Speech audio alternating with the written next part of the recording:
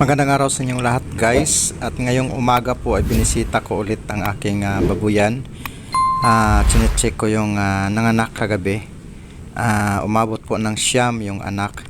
At nung dumating po ako dito sa aking piggery guys ay nagulat ako dahil nanganak din pala yung isa kong baboy ng 7. Dapat 8 sana, namatay yung isa. So umabot na po siya lahat ng 16, lahat ng mga biik.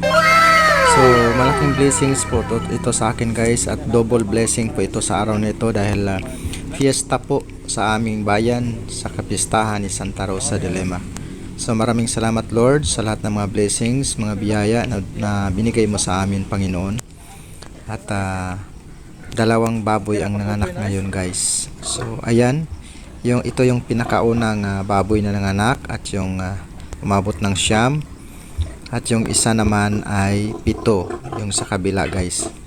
So kasi dalawa po yung aking inahin na baboy guys. So ayan po sila guys. So maraming salamat po sa ating Panginoong may kapal na nagbigay ng mga blessing sa aking buhay. Thank you Lord. Boy.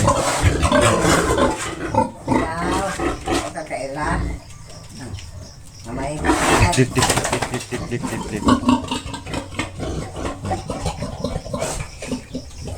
Kabaw na siya mukuan ma sa mga baktin. Bantayan na niya mga apa niya, mga anak niya.